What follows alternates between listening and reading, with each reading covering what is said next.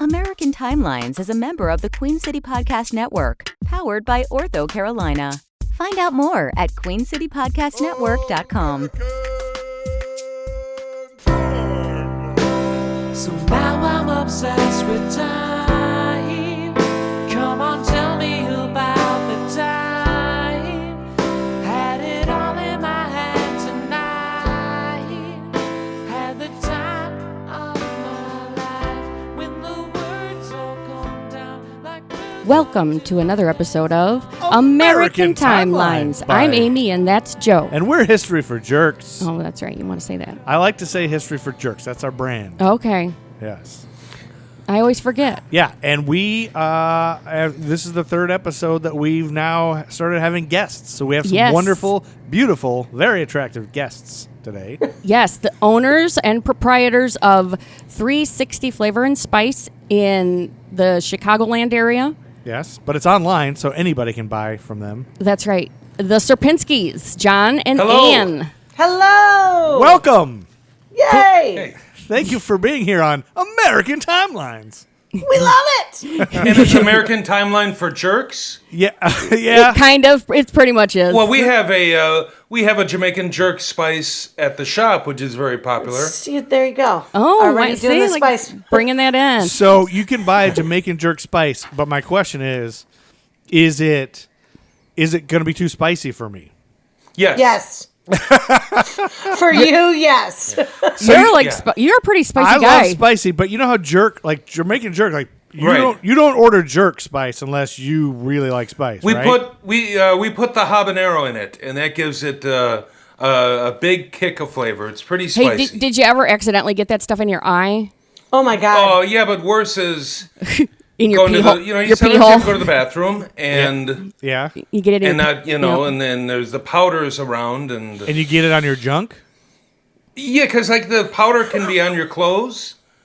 And yeah, so that's Yipe. Well, to save money, like if you ever get a bunch in your eye or in your hair, like do you? And be honest here. To save money, do you just kind of like comb it out of your hair back into the jar? Gross. No. Don't say that. no, that's illegal. That's Disgusting. that's a test. I want to say that No, I we got. have an emergency eye wash station. They require us to have it's a shower. Would have to. And it costs the $10,000, but you have to have it when you're dealing with habanero.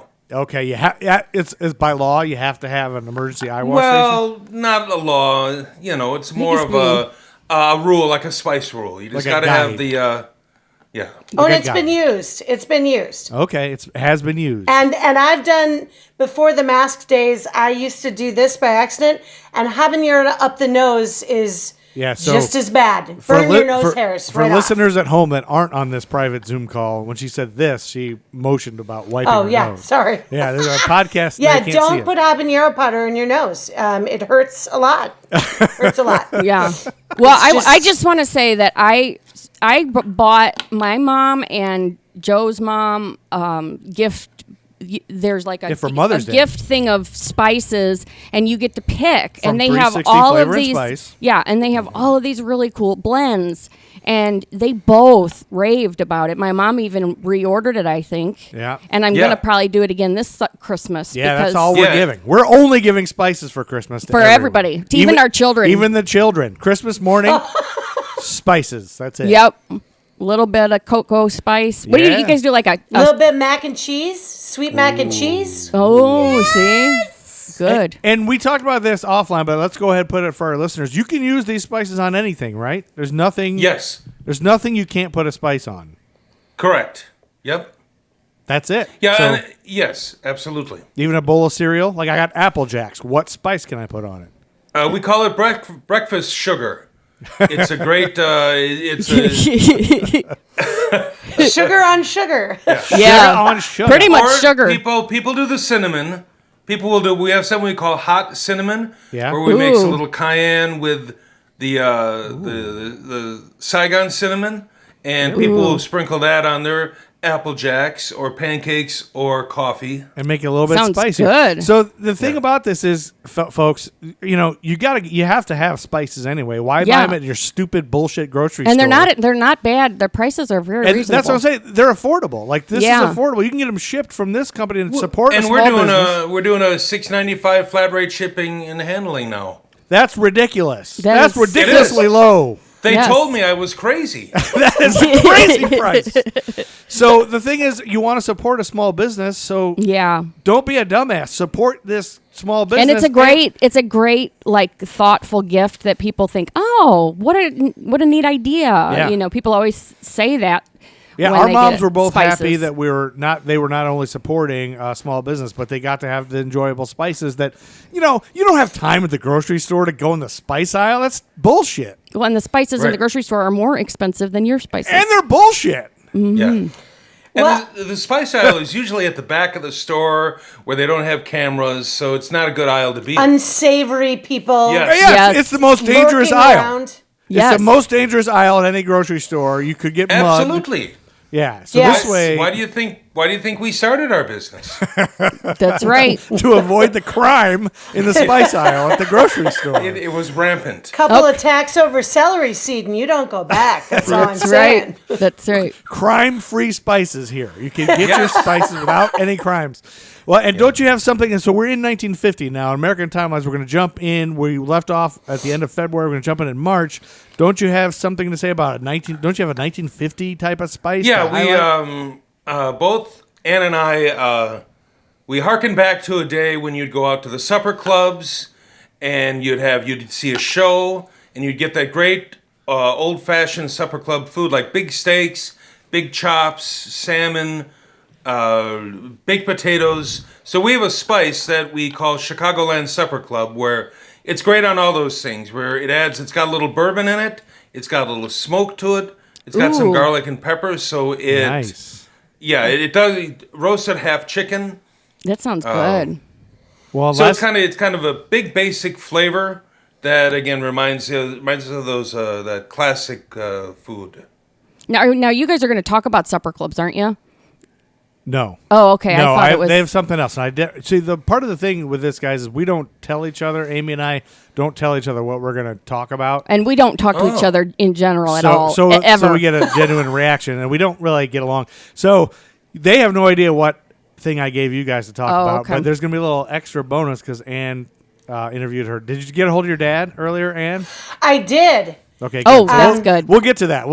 Okay. But before we jump in, I want to talk about, last episode we talked about the Diners Club was the first credit card ever. Yeah. And Diners Club, Supper Club, Diners Club card, blah, blah, blah, blee, blee, blue. So it's a good segue. So what was the supper club? It was just people eating. It was like a potluck or No, and there's still like supper clubs in existence in Wisconsin. Like Wisconsin still has them. It's like when you watch a Doris Day movie and they go like there's the big band and there's dancing and there are those old fashioned tables. Like even in the Green Book, Yeah. where the guy works. That's like a supper Yeah, club. you so start it's off like at a the bar. restaurant.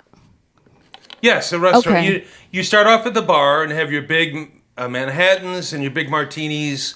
Yeah. And then you wait for your table to be called, and then they don't have a real wide ranging menu. It's the basic things, and it's something that you always come back to. You know what's going to be there. They have soup.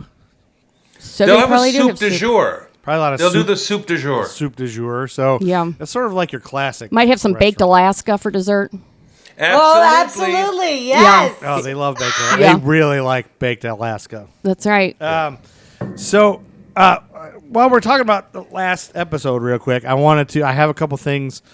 We haven't done this in a while, but we have corrections and apologies because man. last episode, Jessica and Amy and I just spouted off some lies, and I like to apologize for that Yep. and then clear it up. So we talked about the movie Grease because I was saying how what was it that I didn't know anything about the 50s or something, and she said, what about the movie Grease? Yeah, something like that. And then she thought it might be set in the 60s instead, and we all were like, yeah, maybe, we don't know.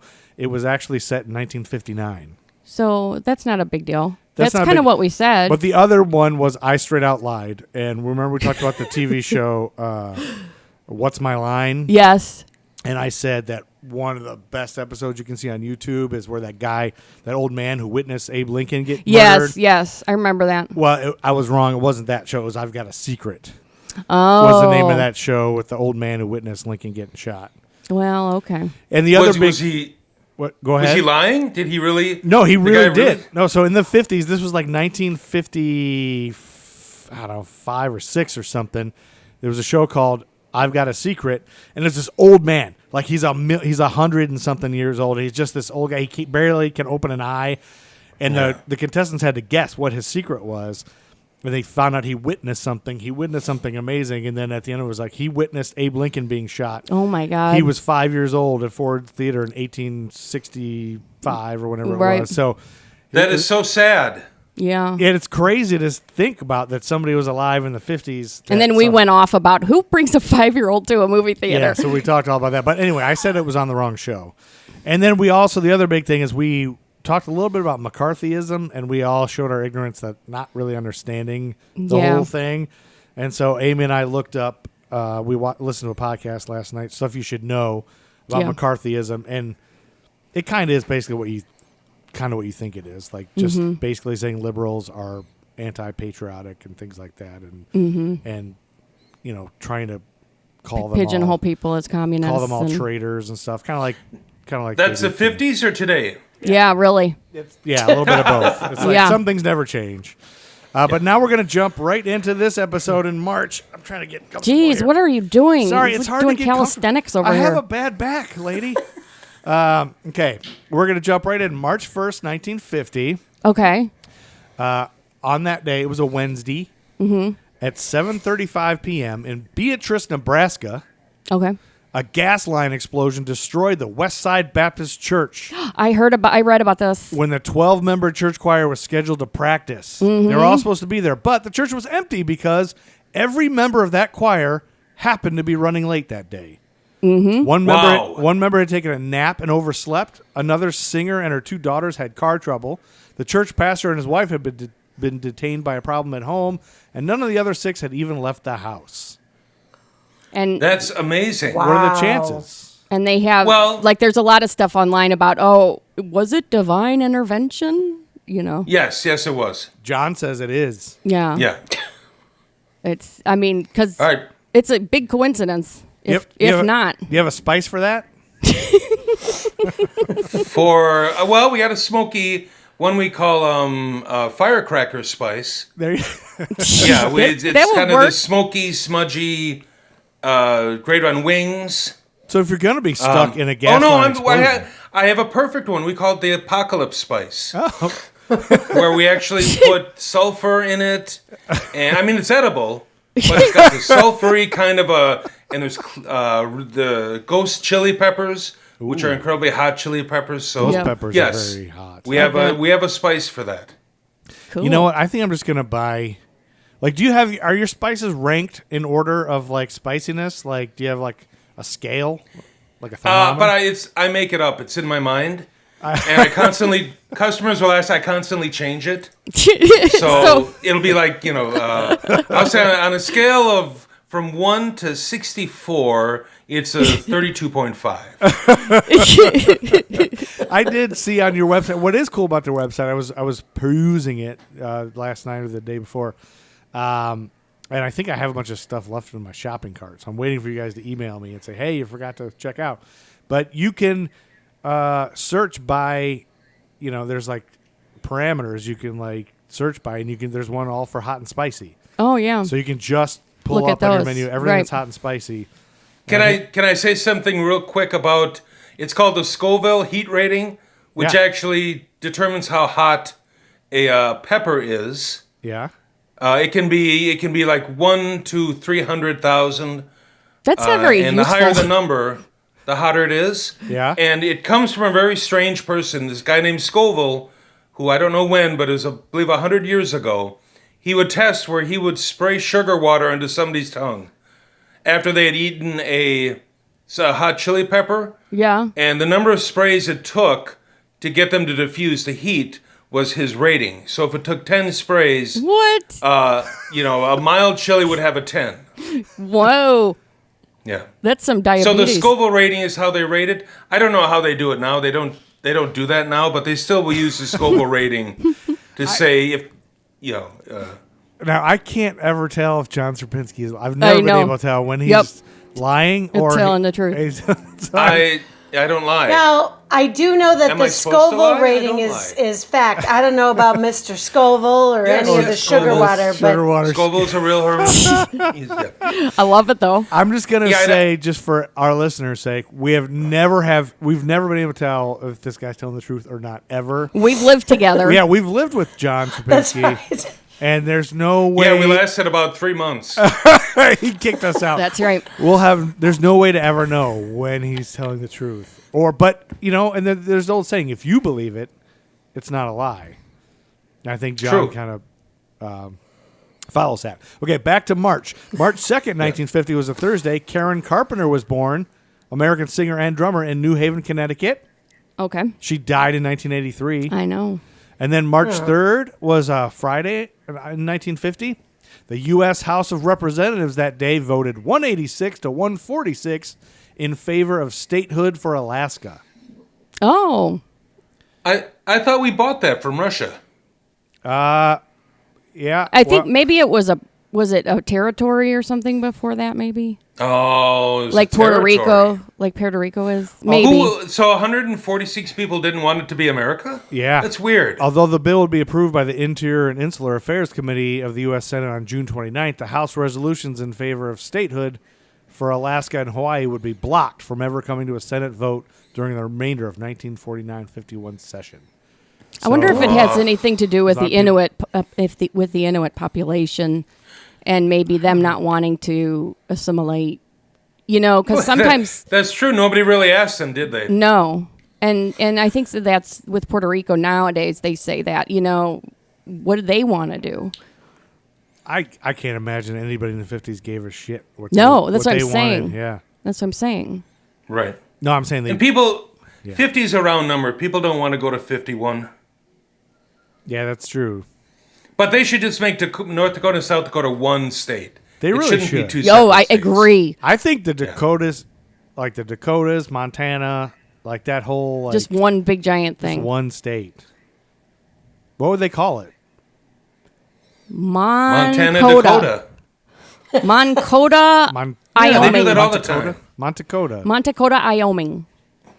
All right, and then Saturday, March 4th, 1950, Rick Perry was born. Stop. And then Amy hates it when I say birthdays, so I only say it just a while just to get her all mad. Mm-hmm. And but this brings us now to Tuesday, March 7th, 1950, and this is the day that the U.S. House of Representatives voted 261 to 110 in favor of granting statehood to Hawaii.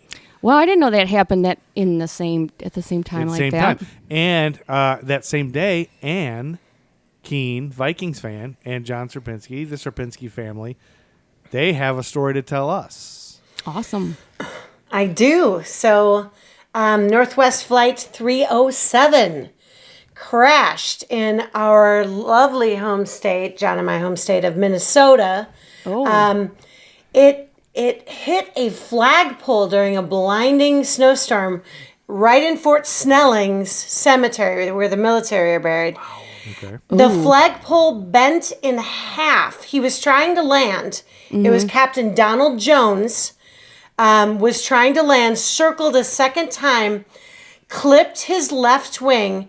It still in Minnesota history is one of the second worst fatalities for small airline crashes. And ironically, Joe, 2 years before, there was another crash that killed 36 people, almost the same thing. Really? The wing hit off due to the wind. This one was a blinding snowstorm, bent the flagpole in half. The wing hit a house and killed 2 kids. So part of the fatalities were 2 sleeping children. And then the plane destroyed that home and a bunch of other homes. Can you imagine? Can you even imagine? Like that must be your time to go. My God, you're laying in your bed and a plane hits you. A plane Yeah. in your bed. Yeah. My God. Little Janet and Tommy just never That was saw their it name? coming. That was their actual Janet name? and Tommy. Janet and Tommy Dottie. They were sleeping in their beds. Yep. And for me, this tells me that, this is still kind of the beginnings of flight. That's a Final Destination type thing going on. Yeah. Well, flight was new, like not completely new, but like it wasn't that regular. It was still relatively new for flight and commercial flights and things. And maybe we weren't meant to fly in Minnesota. Like it's cold. Like in the wintertime, you should just not have airports running. They were now. trying. There were a couple things with that flight and the flight 2 years before. They were very nervous about flying past summer because of winds, rains, and these snowstorms that would like that. They didn't have the same kind of technology, so the control tower basically helped you land if they could see you. Yeah. They didn't have the technology. They knew you were coming, so they literally were looking for you. They didn't have all the fancy stuff telling you. No so they're fancy literally technology. trying to look to find him in the sky as he's searching. That's pretty if we sad. can't see you, you can't land. I mean, Right. engines were run by hamsters and balls in 1950, That's right. That's Yep. what I Oh, hear. nice. from what I understand. Anyway, do you have a spice for this story, John? For the airline crash? Yeah. Yeah. Airlines. Let's see. Peanuts. When Anything with I think peanut of in it? airlines, I think of cardamom. Oh. And so we have a great it's a Indian curry called garam masala, which is cardamom is a real and of course so you all know about the great cardamom scare of 1950. No. We don't have time to go into it today. Oh, okay. And people kind of just want it to be left alone, which is Okay. like It's a bad in the memory. past. What did your dad say when you got a hold of him about this? So it was funny. The only thing he remembered about it, my mom chimed in with, "You're talking about the other." So she started talking about the other plane crash. Oh. All they knew is that, hey, yeah, that's the one where the flagpole bent and they have a rock. So then I looked up the Memorial Rock. Yeah. They placed a rock on the Minnehaha Parkway. Everything's Minnehaha up there, like that. Okay. Yeah. From the Wadsworth poem, like, the tragic death of Minnehaha. Well, no, there used to be Native Americans there, and then Well, I understand that, but that's Indigenous still people. naming a road and a rock but Yeah. it's fine. So literally across from where the flagpole was, because they couldn't put it in the cemetery, Yeah. there's a memorial rock with all the people that died, including little Tommy and Janet. So you can the go little visit children. the rock if you want to. I wonder but the parents weren't harmed at that house, right? No. Just the children were killed? Just the kids. Oh my God. that is weird. Can you imagine if your children? No. No, we're hit by a plane and they're red. That's just. Well, now I can because you brought it up, but Yeah, now. thanks a lot, Joe. Sorry, John. Sorry I'll to make sleep you all the night thinking of the planes, Craig. We live right by an airport. Oh, no. Oh, no. That's why I had you cover that, just to get you to move. You guys need to move. Oh, This isn't even a podcast. This is just An intervention. fake. oh, wait a minute. Oh, I see you. You guys are trying to get us to buy a house. you You guys said live you're real here. estate.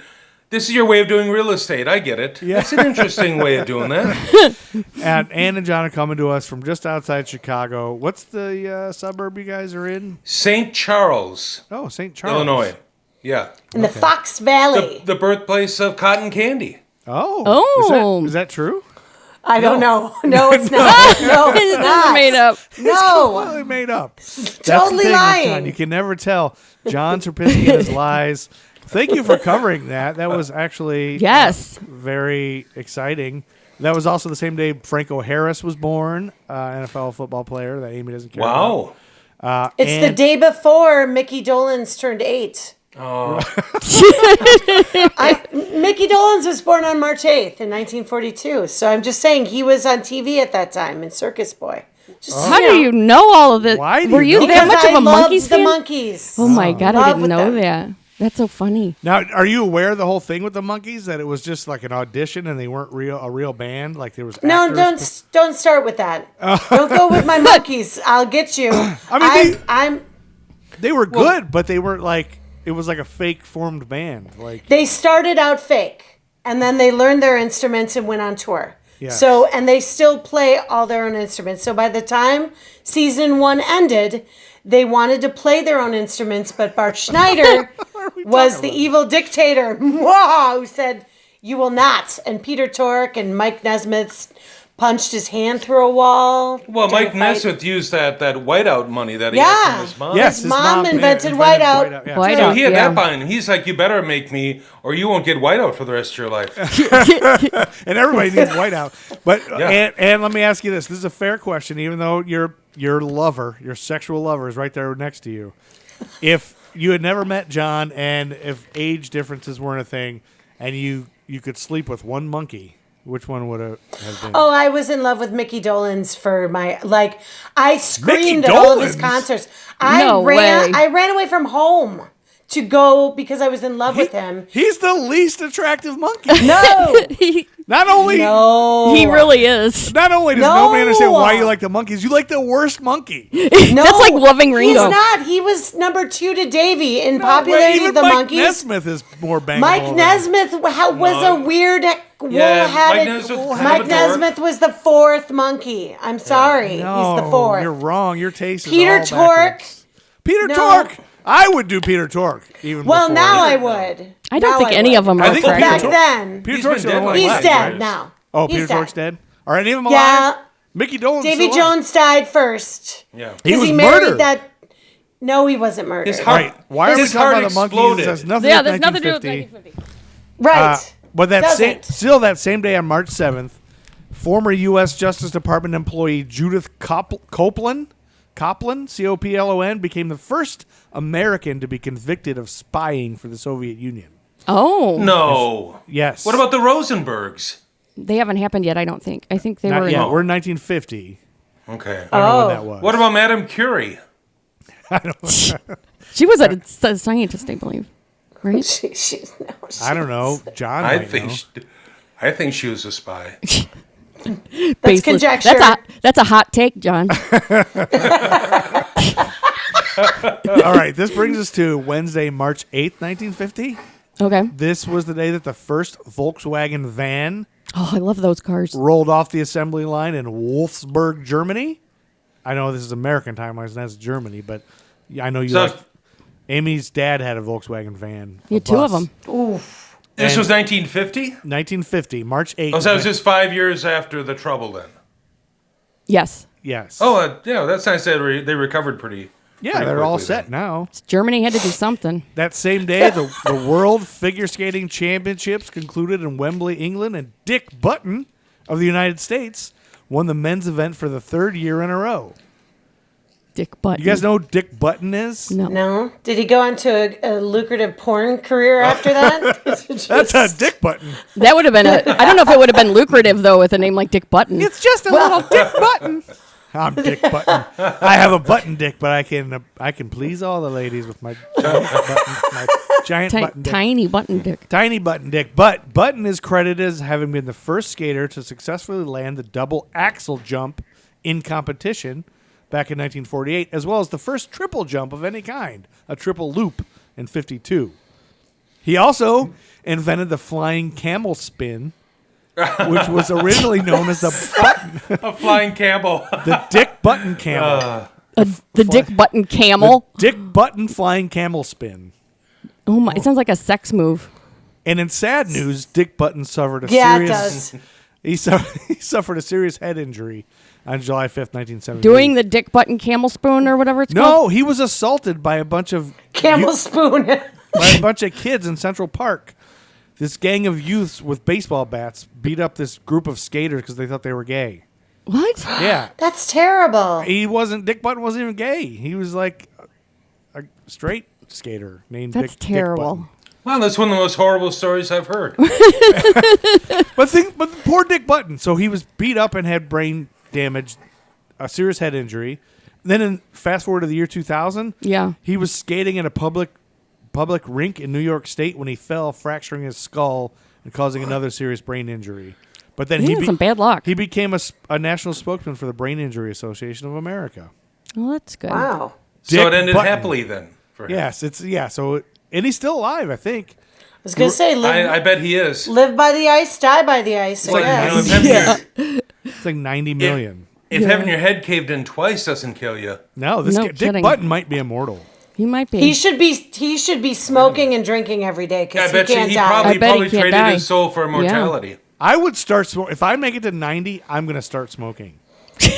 80. Oh my God. 80. Take it a decade early. Yeah, really. Just Shoot, start wear fun smoking. hats. If I make it to 45. I'm gonna start smoking crack when I'm 80. Oh, but just anything. Just start meth? smoking Seriously. anything. Become a crackhead. Why wouldn't you start doing bath salts? Like it's got to be good. It's got to be something good about Bath it. salts? Or like the bleach. What about taking the bleach internally thing? Oh yeah, That in your 80, might as well. Does that get you high? it's got to. It's bleach. That's true. Yeah, that's true. Okay. I'll go back to sniffing the Scotch Guard. Those are good times. There's nothing wrong with that.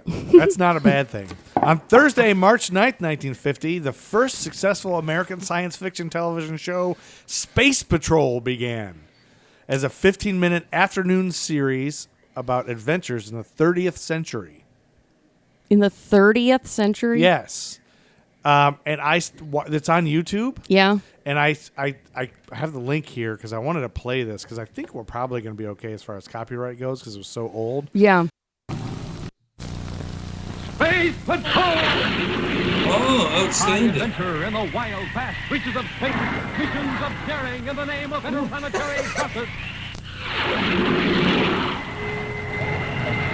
Travel into the future with Buzz Corey, Commander-in-Chief of the Space Patrol. Brought to you by the Checkerboard Super Cereal. Oh, look at Wheat that. Chex, Rice Chex, and good hot Ralston. Last time today for space binoculars. Last time today for space binoculars. Yes, sir, gang. Today's the last time we can offer you these wonderful new official Space Patrol space binoculars. Man, oh man, they're terrific.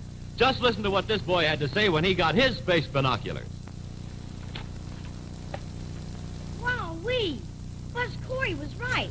These aren't flimsy little goggles. These are great big binoculars. Gosh, look at that shine. Let's see now. The commander said he'd just slip them over your head, like this, and you're all set. Boy, they fit swell. And now I can see what's going on way, way off in the distance. Jumping Jupiter. I can read that sign way over there.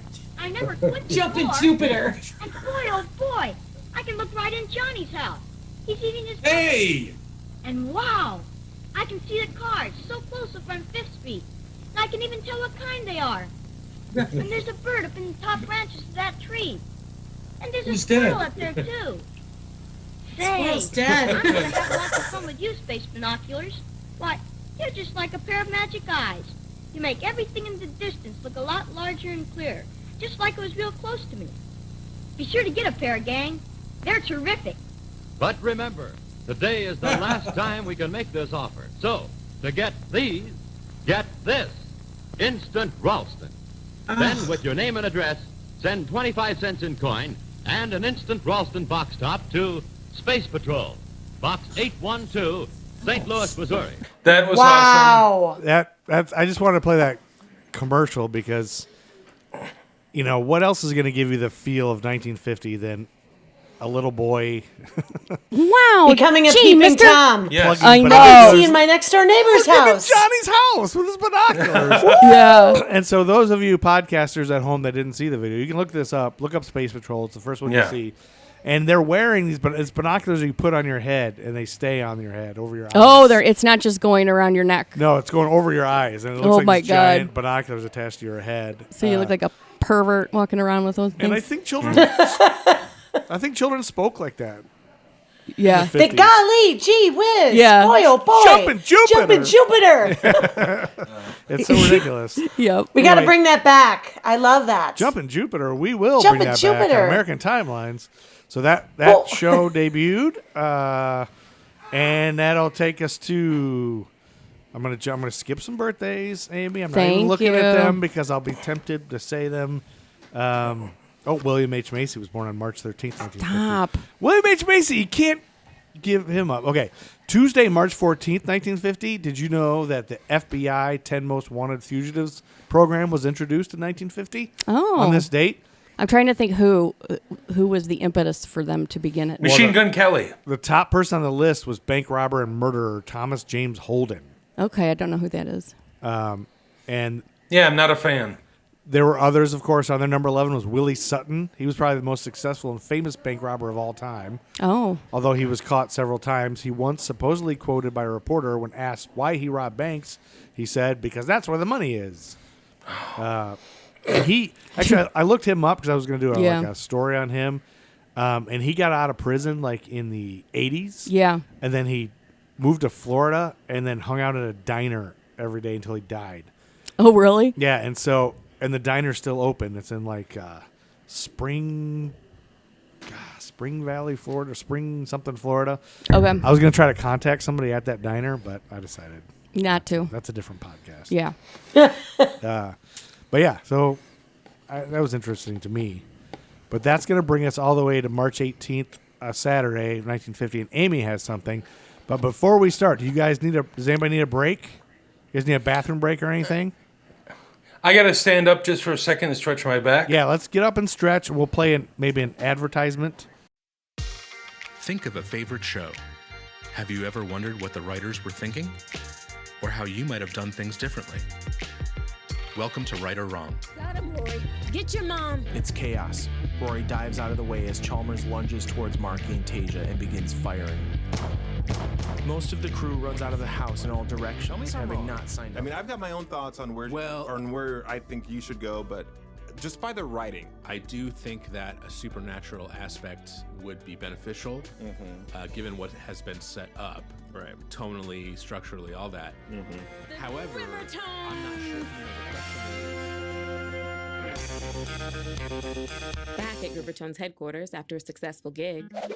So I say to this knucklehead, look. Don't get all riled up, Creamy. Oh, okay, very funny. You've related this account to us on several prior occasions. Just the way it's told, it felt like a comic book. Like I could see the stills of each character in some kind of pose. They had their own music. They had their own theme. Very much what I was going for. It's so only clear. one way to find out. Join us, brave listeners, in our writer's room. Welcome to Right or Wrong. Oh, thank you for listening to that ad. Yes. Listen to that podcast. I think I have people that are going to give me an ad that I'm going to put in. So, all right. And we're back here with John Cirpinski and Ann Keen, Vikings fan of 360 Flavor and Spice. Thank you guys again for being here. Is it just 360flavorandspice.com? Yes. Well, www. Oh, right. 360flavorandspice.com. And you can also find them on Pornhub. That's right, but that's a different name. They're under a different name there. No. Not on But Pornhub. now it's time for Amy to take over. We're on March 18th, 1950. It's a Saturday. Okay, I am going to discuss the murder of Janett Christman. Ooh, do you guys know about this? The murder of Janett Christman? Okay. No, I'm intrigued. I got my info from truecrimearticles.com, columbiatribune.com, and medium.com. Say those one more time for me. truecrimearticles.com, columbiatribune.com, and medium.com. Okay. Okay, so movies like Halloween and When a Stranger Calls do much to stir the imagination of young female babysitters. But there's a sinister beginning to these tales, one that still haunts a sleepy college town in Missouri. Missouri? I wrote that. Oh, you wrote that? Yeah, I wrote that. You really wrote that? That's I not did. from somebody's website? I really wrote it. I was about to say, you really shouldn't exactly say. No, I wrote it. Good job. All right. Janett Christman was born on March 21st, 1936. Oh, wait. She was born the same day that the Noel Coward one-act play Star Chamber premiered in London? Yes. Wow. She was the oldest daughter of Charles and Lula Christman, with a younger sister by 18 months, Rita Christman Smith, and a newborn baby, Cheryl Christman Bodorf. Okay, somebody named their baby Cheryl. Well, in the 50s. In the 50s they did that. The young family of five had been living in Boonville, Missouri, before relocating to the small college town of Columbia, Missouri, known for its football team, which is the Mizzou Tigers. The Mizzou Tigers! Yep. Do you know where Boonville is? No. Oh. I know where Columbia is. Amy's from St. Louis. Yeah. And they were living on the upper floor of the business they owned, Ernie's Cafe and Steakhouse, where they made an honest and reputable living. Ernie's Cafe and Steakhouse? I wonder what spices they might have. I don't know. Janett was 13 years old and an 8th grade student at Jefferson Junior High School. Okay. She was described as a loving, church-going teenager who had a knack for playing the piano in the choir. She was intelligent and independent for her age. She worked a lot for the things she wanted. Whoa. On the brisk Saturday of March 18th, 1950. Oh, March 18th, 1950, the same day that Paul Whiteman's TV Teen Club was on. Weighing 300 pounds and dressed in ornate shirts and colorful sports coats, Whiteman spoke hip phrases like real gone. He was 59 years old at the time. The show was sponsored towards the end of its run by Tootsie Roll, and so Paul Whiteman would hand out Tootsie Rolls to his teenage friends. Oh my God, but that's funny. That's what we want to see a clip of. Yeah. All right. Probably weird and gross. So yeah, it was real windy and blustery out that day. Yeah. There was a dance party being held that evening for students. Okay. Janett had been invited to go by several of her friends, but she didn't end up going because she had plans to babysit. Okay. And she would often babysit for two families that were well acquainted with one another, the Romacks and the Muellers. The Romacks and the Muellers. On this evening, she was going to be tending to Ed and Ann Romack's 3-year-old son, Gregory.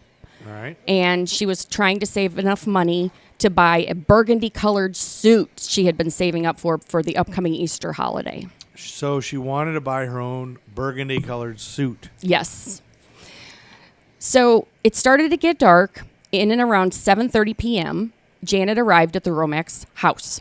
The couple had recently moved to a rural and isolated home. A rural? Stop it.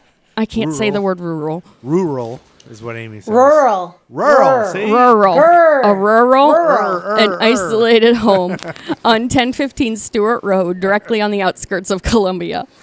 At the time, Anne was pregnant, and due to the recent and exhausting relocation, they hadn't been able to have a night out just for themselves in a long while.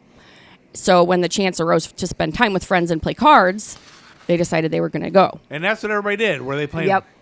Bunko or Pinochle? Yeah, probably Bunko. But isn't Bunko with dice? Oh, maybe. I don't even have a clue. Pinochle or Shaskup, Sheep's Head. Canasta? Partners game? Yeah. Maybe. Pinochle. Yeah, probably Pinochle. When Janett arrived, Anne assured her that Gregory enjoyed sleeping with the radio on and he shouldn't be too much of a hassle. Before leaving, Ed quickly taught Janett how to load, unload, and fire the shotgun in case anything transpired. Oh, jeez. What? Yeah. This is a little Armed odd. babysitters. Different day. Different thing. I mean, that leads me to believe they think something's going to happen. Right. As they were leaving, Ed placed the gun near the front door and said they'd be back soon and told her to lock the door and turn the front porch light on if anyone came knocking. What? So then they left and they were in good spirits and they went out for the night. Now, really, like, do we think this is just something they did in the 1950s, or do we think... I didn't get any... there was nothing that made it sound suspicious. It was just stated as a fact. Like, do you think everybody in the 1950s that was babysitting had to learn how to load a shotgun in case of something? I don't know. Maybe it's because they were... Well, but even Mary Ingalls, had to stave off coyotes. Maybe it was more animals than people. Maybe. I don't know. I don't know. That's a good, Wild dogs? I mean, it was rural. It was rural, so maybe they're Rural. thinking of bears. Yeah, and that was when all the motorcycle gangs started, was in the 50s. 1950, Yeah, yeah. it's- So maybe that's motorcycle gangs. So throughout the evening, the weather began to get worse. The temperature went down to the mid-20s, and it was a storm bringing in rain and sleet. Okay. The winds swayed the nearby trees and echoed against the home. Despite the unexpected weather, there was no apparent cause for concern until 10:35 p.m. when Boone County Sheriff's Department received a frantic phone call. With the weather pouring in, the night for local police had been going relatively slowly. When the phone suddenly began ringing, Officer Ray McCowan picked up the receiver and asked what the emergency was. He was immediately met with the howls of a woman screaming in sheer panic, and she was just saying, "Come quick, come quick." He tried intervening, but then the phone line was cut short, and the dial tone was all that he could hear. And back then, they couldn't trace anything. Yeah. Well, that's the problem, yeah. McCowan knew straight away the horror emanating from the female caller's voice was genuine and not a prank by teenagers, but all he could do was anticipate the phone ringing again because the call was too short to provide a trace. Yeah. And the woman didn't mention any additional information as to what was happening or where she was or anything like that. No, she thought they had superior future technology where they would automatically know where she was. I don't think that so much as She didn't just think that, or she just was panicked. she just couldn't get it out before she was. I'm thinking about it. At this time, plane engines ran by hamsters running balls. Right. So shortly after that, Anne Romack called home from the Moon Valley Villa where she and husband and the Muellers and other friends were to check on Janet and see how the night with Gregory was going, but nobody answered the phone. Uh-oh. Considering it was quite late, Anne wasn't too concerned, thinking, oh, she must have just fallen asleep. Uh-oh. The Romacks continued to spend a few hours away, and then they headed home at approximately 1:15 a.m. Oh, my gosh. That's late. They were swinging, I think. It could be. It was 1:35 a.m. when they pulled in the driveway, and it was filled with rain and mud. They noticed the porch light was on, and the front window blinds were open wide. As Ed began to fiddle with his keys to unlock the front door, he realized it had already been unlocked. Well, he was confused by this because of his instructions to Janet before leaving. And as he and Anne walked through the front door, they were met with an appalling discovery. Uh-oh. 3 days shy of her 14th birthday, Janett Christman was found sprawled out on the living room floor in a pool of blood, soaking through the shag carpet. She had been violently raped and murdered. Her legs were spread out with a right slipper barely hanging off her foot. There was a head wound from a blunt instrument, multiple puncture wounds from a mechanical pencil, and a cord from an electric iron that had been snipped with a pair of scissors was bound tightly around her neck. A few feet away was the landline phone dangling off the hook, the reason why Anne was unable to get a response when she called earlier that evening. The sight of this horrifying scene sent Anne into a hectic state, and she darted up the stairs to check on her 3-year-old son, Gregory, who had been unharmed and shockingly still asleep. What? Wow. Well, at least the baby's okay. But the door was unlocked, though? Yes. So Ed Romack hurriedly dialed the police, and they were dispatched immediately. Sheriff Glenn Powell from Boone County Sheriff's Department arrived with numerous detectives and bloodhounds. Unfortunate complications soon arose, however, when Lieutenant Joe Douglas from the city police, which was a different jurisdiction that hadn't any authority since the Romacks lived 100 yards out of the city limits, arrived at the scene and attempted to take over the investigation. The battle of leadership had the separate agencies being uncooperative with one another, and though answers unraveled quickly, there was many disagreements amongst the two groups. Inside of the home were clear indications Janet had resisted her attacker.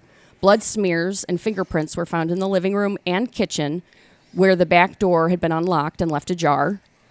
As the police followed the trail outside, the search dogs managed to track the assailant's scent 1 mile up from St. Stewart Road to West Boulevard and across West Ash Street before losing the trail. Back at the crime scene, an adult male's footprints were found near a side window of the residence that had been shattered with a garden hoe, where several authorities believe the perpetrator had gained entry primarily due to muddy papers found on the piano that were situated nearby. But that method of entry is where the two police jurisdictions did not get They didn't agree? They didn't agree. Due to Ed's instructions he gave Janet, many detectives suspected the perpetrator knew Janet and tried appearing friendly to get inside. This theory was substantiated by the front porch light being turned on, as he told Janet to do if someone came to the door. The loaded shotgun nearby was untouched, and the apparent knowledge as to to locate the electric iron to use the cord for a murder weapon. So they think somebody had to know where that was. Right. With this prevailing theory, law enforcement worked 12-hour shifts tirelessly performing stakeouts and canvassing surrounding areas under the suspicion the killer may return to the scene to relish what he'd accomplished. Likewise, the police sought assistance from the public, asking for locals to call in if they saw anything peculiar or anyone they knew acting differently than normal. Meanwhile, local officers had gone around questioning Janet's friends, family, and students from her school. During this process, along with local residents phoning in possible leads, potential suspects were formed. However, it quickly became evident that a racial bias was present, because the majority of the men brought in for questioning were black men in the community who were unwarrantedly deemed suspicious. Oh, man. Yep. Nevertheless, this tactic was fruitless, and the police were no closer to resolving Janet's murder. So this wasn't the first rape and murder to befall Columbia, Missouri. 4 years earlier, on the bitterly cold night of February 5th, 1946, 20-year-old Mary Lou Jenkins had been brutally murdered in a similar manner to Janet. Mary Lou was at home alone, coincidentally less than a mile away, 2 blocks over from the Romack residence, so it was nearby. While her mother spent the evening a few houses away tending to an elderly couple, and her father was out of town conducting business. When Mary Lou's mother had to spend the night away down the street, they conjured up a plan to alert one another if something was amiss. Their scheme was to turn on a light, lift up the shades, and place a phone call if something was wrong. Okay. Late into the night, Mary Lou's mother noticed a light on in the house with the shades up. But since she never received a phone call, she didn't believe anything was wrong. The following morning, when she returned home, she stumbled upon the gut-wrenching scene of her daughter deceased on the living room floor. She had been raped and strangled with an extension cord. Why the rapes? 2 weeks later, Floyd Cochran, a 35-year-old disabled trash hauler, was arrested for savagely murdering his wife. Afterward, he attempted to commit suicide but was unsuccessful. And once the police were aware of what transpired, they took him into custody, and he willingly admitted without any remorse that he murdered his wife. But considering the timeline of events and the desperate need to solve Mary Lou's murder, Boone County investigators interrogated Floyd for 10 hours, where he supposedly made incriminating statements that led to his guilt. Ooh. And he later confessed to the crime despite no evidence connecting him to the murder. So we think that's just like the police trying to just. And this is close the other. case? This is the other case, not Janet's case. This is Mary Lou's. So he was sentenced to die on September 26, 1947. A few hours before being executed, he recanted his alleged confession. And then it was later discovered he was coerced to give a false confession, but the deed had already been done, and Mary Lou's death is considered solved now.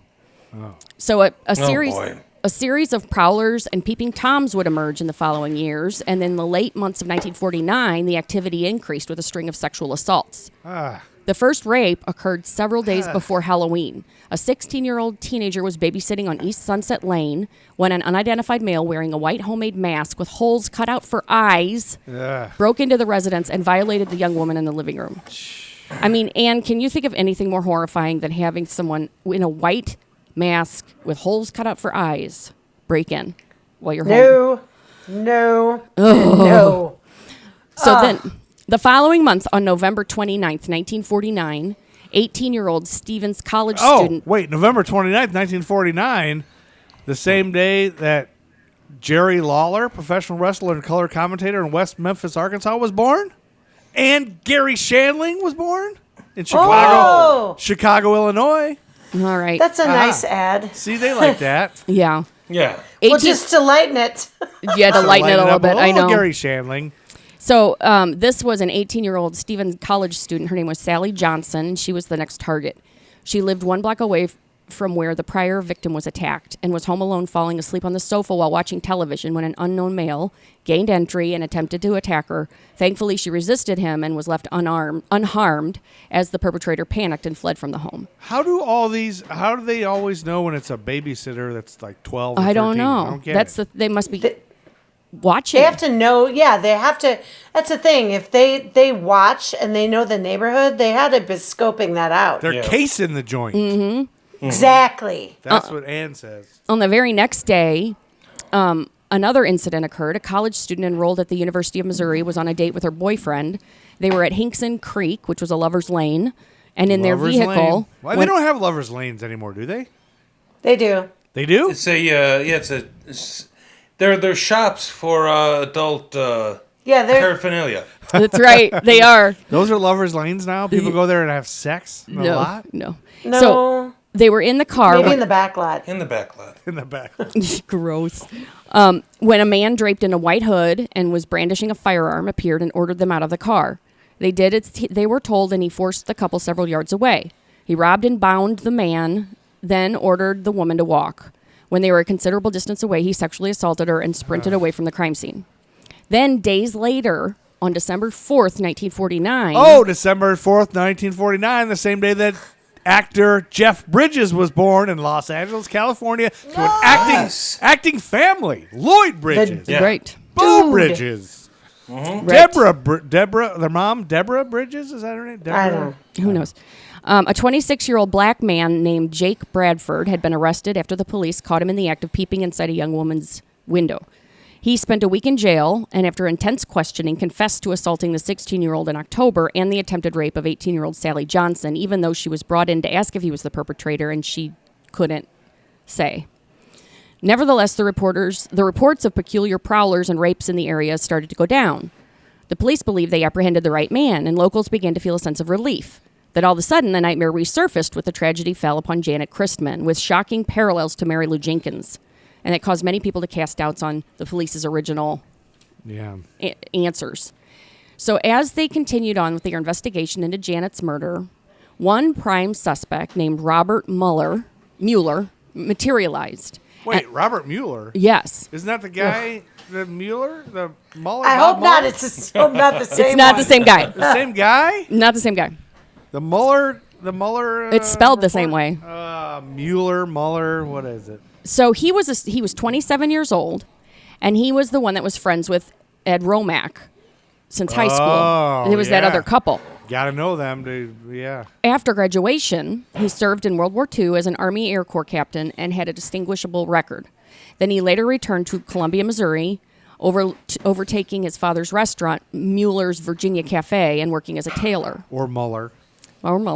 Many people remember him for dressing well and always carrying around a mechanical pencil in his front shirt or jacket pocket. You remember creepy. she was stabbed. Yes, very creepy. Very creepy. She was stabbed with a mechanical pencil. That's right.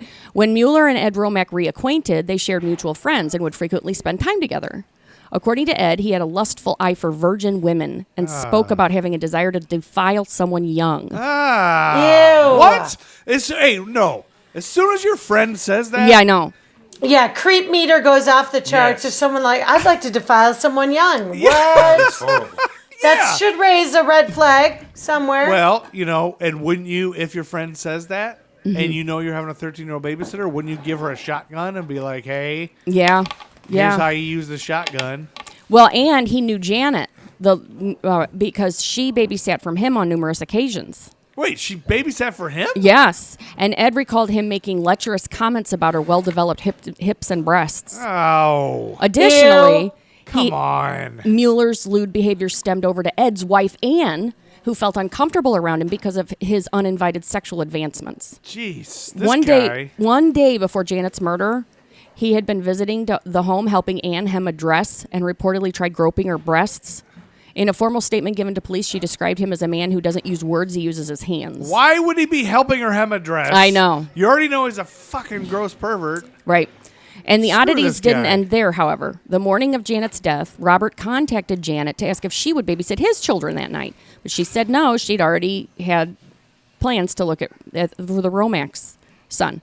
Furthermore, Mueller attended the gathering where the Romacks and their mutual friends were, but hours into the party, he excused himself, claiming he had to meet a doctor who was meant to tend to his son. Mueller disappeared for 2 hours before returning to the party. The police questioned Mueller's doctor and discovered he never went to Mueller residence that evening. Oh. To implicate Robert even further, Ed Romack got a phone call from Mueller at his father's home on the morning after the murder. Supposedly, he had asked if he needed any assistance with cleaning up the blood throughout the house. What? However, he shouldn't have known about the tragedy that took place because the crime hadn't been printed in the local newspaper yet. Yes. Oh, there it is. The tell. Additionally, Ed claimed Mueller would later speak to him regarding the crime and began expounding on how he believed the crime unfolded, claiming that breaking a window to climb into the home would be too loud and noticeable. Instead, it would be much easier to knock on the door and say, Ed sent me here to get poker chips. The circumstantial evidence against Mueller was staggering and overwhelming. In May 1950, law enforcement compiled all the evidence against him and went to his residence to speak with him. Rather than following all the basic guidelines of an arrest warrant and an interview procedure, the officers didn't take him into custody. Rather, they transported him to a farmhouse outside of city limits and interrogated him at length throughout the course of the night. Mueller was subsequently taken to the state capital, Jefferson City, where he was given a polygraph test, and he passed. Jefferson City is the capital of Missouri, right? Right. That's the only thing I know about it. He passed his polygraph test. Oh, he passed it? Yeah, but those are inconclusive, right? With the unfortunate results of the lie detector test, the detectives had to let Mueller go free. However, all the evidence pointed in his direction, and the court judge, W.M. Dimwittle, felt compelled to course. arrange a grand jury to investigate Mueller's case further. So, over time and legal issues, Robert Mueller was never charged because of the profound level of incompetence police conducted during the investigation into him. These intertwined factors led Mueller to not be apprehended, and he later sued the police department but lost the lawsuit. Afterwards, he relocated with his family to Tucson, Arizona, and in 2006, he passed away at 83 years old. After everything that has transpired in the small town of Columbia, it seems as if all the families involved in some form or other needed to uproot their lives from the haunting memories and start over again. The Romacks moved to Idaho Falls, Idaho, and lived with sincere regret that conclusive answers were never given. In 1980s, Anne passed away. Ed eventually remarried, and in 2016, he passed away at 93 years old. His son, Gregory, grew up successful and settled down in Alaska. Ah. The Christman family remained in Columbia and continued running their business until Janett's father, Charles Christman, passed away in 1974 at 60. After his death, his wife, Lula, moved to Kansas City, where she remained until she died in 2009. The oldest daughter would settle down with a wonderful man and start a family of her own, while the youngest daughter, Cheryl, who was only a baby at the time of the murder, moved to Florida. So it's now been 70 years, and the once loving, hardworking, independent 13-year-old who was saving up for a burgundy dress for Easter would have been 84 years old on March 21st, 2020. Oh. While the Romacks and the Christman family believed Robert Mueller is responsible for Janett's murder, they were painfully stricken with the unsatisfaction for receiving legal justice and closure, and the case officially remains unsolved. That guy definitely did it. Yeah. You think he's related to Bob Mueller from the Mueller report? Maybe. Do you guys have a I spice wonder for when that? You have a spice for that horrible rape murder story? Absolutely not. There are no rape spices. I just wonder when they started, like after he passed a lie detector test, when they started to cast some doubt on lie detectors, because there was a time in the 70s and 80s where they're like, there's a way to beat it. Now they've got more technology, but man, the fact that he could pass and knew all those details, it's like, right. Yeah, I think they believed lie detector tests then, didn't they? Yeah, they say that people are good at, if you're good at lying, you can pass any lie detector test. And John, if people John, don't, you're very good at lying, I think. Oh, now don't put that back on me. Don't put that back on me now. I think you murdered that girl in 1950. No. no. Come on. John wasn't born yet. John is a very attractive young man. All right. And I have a couple more things left for March that maybe we have a spice for. Okay. Mine cleanse the palate. Mine will hopefully not be rape heavy. Okay. So we can get. In fact, I have a UFO thing. Okay. Oh, great. Yeah, I really wanted Amy to cover this, but I got this from noufors.com. Noufors.com? I don't know what. Okay. It's a website about UFOs. And they cited the source, the U.S. Air Force Project Blue Book Special Report number 14 from 1955. Two airline pilots radioed on March 20th. 1950, two airline pilots radioed the air traffic control tower at Memphis to report that they had witnessed an unidentified flying object 1,000 feet above them and traveling at a tremendous rate of speed. Oh. Jack Adams of the Chicago and Southern Airlines and his co-pilot G.W. Anderson were flying passengers from Memphis to Shreveport, and they were over Stuttgart, Arkansas, when they spotted the craft. And then they ended up being on the NBC TV show Today with Mrs. Roosevelt the next day, I guess. And then you can find this interview with them on YouTube where they talk about it. And they don't. These are old 1950s pilots. They don't look like they have no reason to make it up.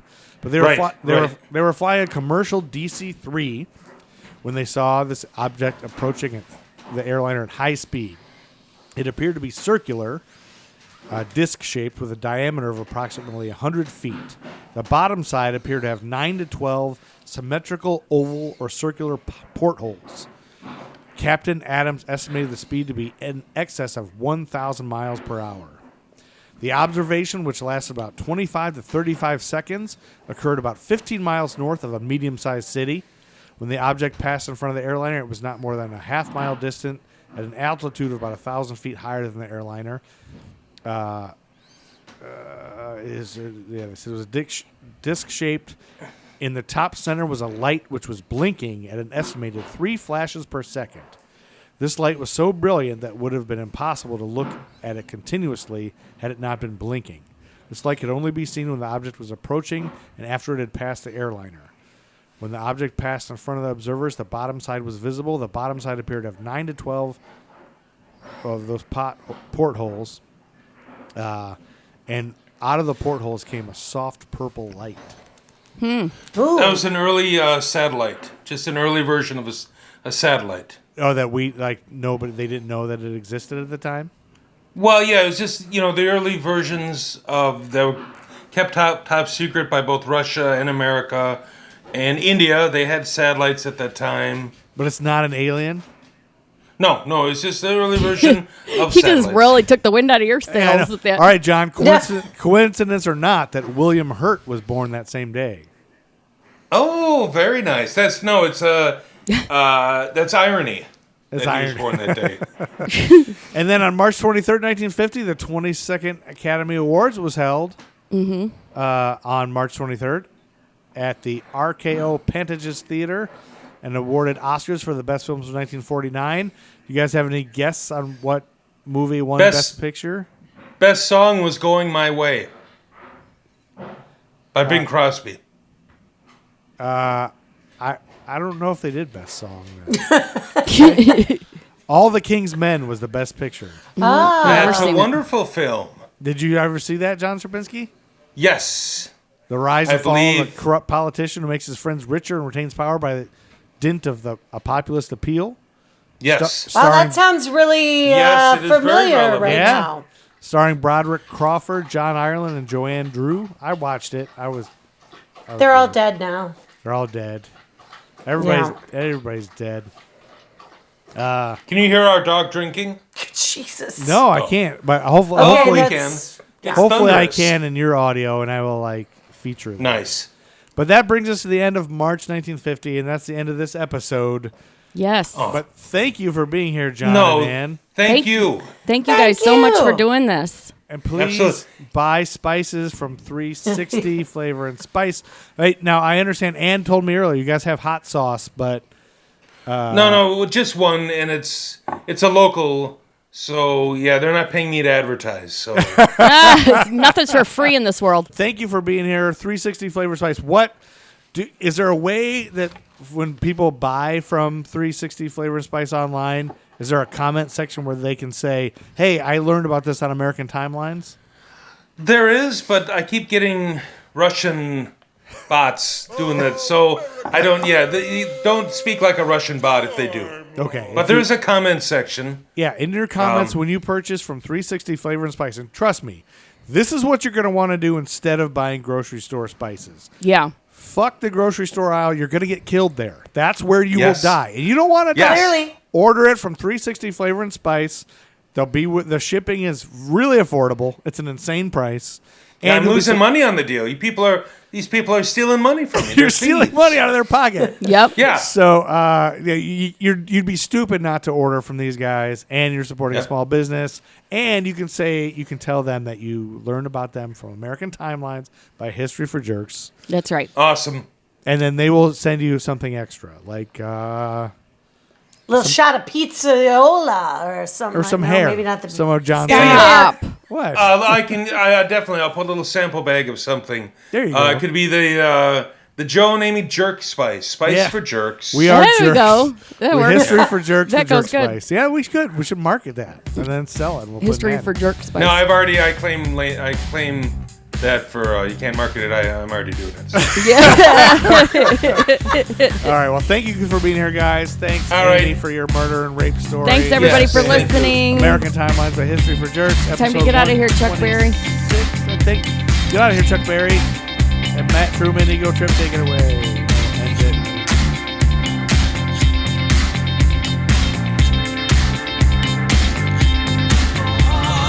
Oh, my child, it's about to get wild. Have you been down on the streets today? Say, yeah, now, baby, it's about to get crazy. Everybody's got something to say. Timelines is a member of the Queen City Podcast Network, powered by Ortho Carolina. Find out more at queencitypodcastnetwork.com.